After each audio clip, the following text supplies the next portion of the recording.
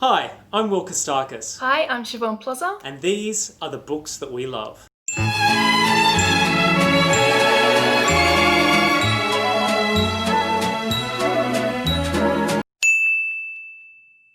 For me, my favourite comfort read is Terry Pratchett's Witches Abroad, which I first read when I was in year 8 in high school, and it's basically Shrek, but a whole lot better. And it's from one of my favourite sort of fantasy series, which is Discworld, and the Witches books within that series. And I always like to come back to it because it's like reuniting with an old friend. And my favourite comfort read is Howl's Moving Castle by Diana Wynne Jones. I read this book pretty close to when it first came out, and it was my first Diana Wynne Jones book, and I just completely fell in love with the humour, the characters, the world building, and I've just been a massive fan of Diana Wynne Jones ever since and devoured everything that she put out. My favourite childhood read is Comet in Moominland by Tove Jansson. It's part of the Moomin Troll series. My best friend, when I was a kid, her dad gifted me the whole set of all the Moomin Troll books, and I just devoured them, and again just loved the characters, the world building. It's a really sweet read. And my favourite childhood read is Finding Cassie Crazy, but really, it's any book by Jacqueline Moriarty. I remember reading her work when I was in high school and thinking, that is exactly the kind of author that I want to be when I grow up. And look, Jacqueline is still writing, and she's still writing books that are much better than mine. So it's really wonderful to be able to sort of rise up in her shadow and sort of be inspired by her work. And my favourite recent read is the deliciously sort of crimey, thrilling novel by Ellie Marnie, who, in my mind, can do absolutely no wrong. But it is None Shall Sleep, which is basically, how to put it, it's Silence of the Lambs, but with teenagers, with a bit of Mindhunter thrown in there. Super creepy, edge of your seat thriller that ties together in a really, really wonderful way. It's great for fans of Ellie Marnie and fans of YA in general. My favourite recent read is the second book in the Children of the Dragon series by Rebecca Lim called The Race for the Red Dragon. I just finished reading this the other day and I love this series. It combines Chinese mythology, part of it's set in Australia, but it takes you all over the place, Singapore, China, Hong Kong, and it's just a really cracking read. Like the action just powers you through the story. The world building's fantastic. It's funny. The characters are really engaging. It's a fantastic read.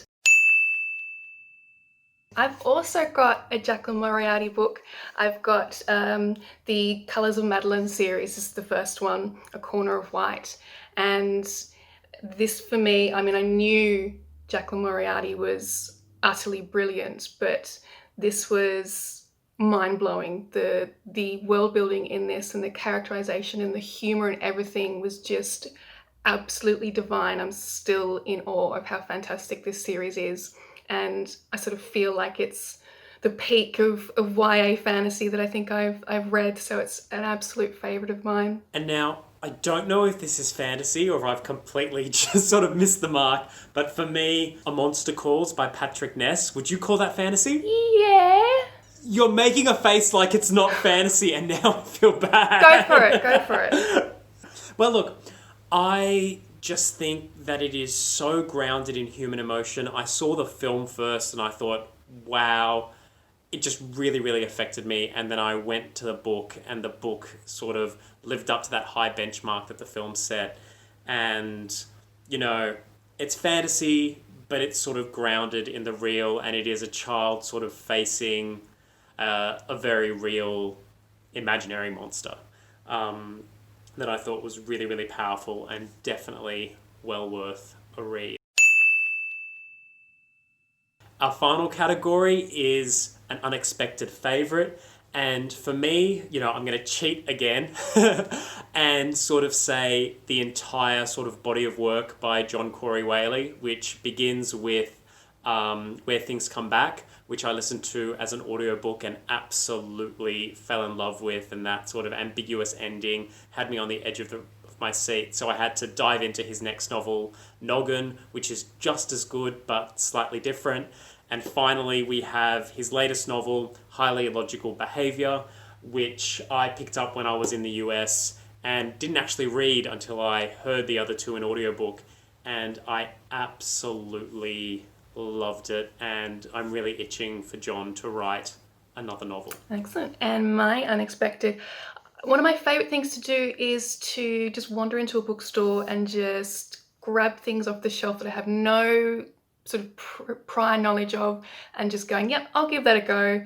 But with the pandemic, I haven't been able to do that, but I've been trying to replicate that online by just scrolling bookstores, online pages, and just sort of randomly choosing things. So I saw this one, White Fox, by Chang Jia-chong, and I didn't know what. I just saw the cover and thought, yeah, that looks like something I might enjoy, and it's absolutely delightful. It's a animal-based story, an Arctic fox who wants to become a human and goes on a bit of a quest. And it's just really sweet, delightful, engaging fantasy, and I had no idea what to expect when I picked it up, and I'm so glad that I just grabbed it randomly.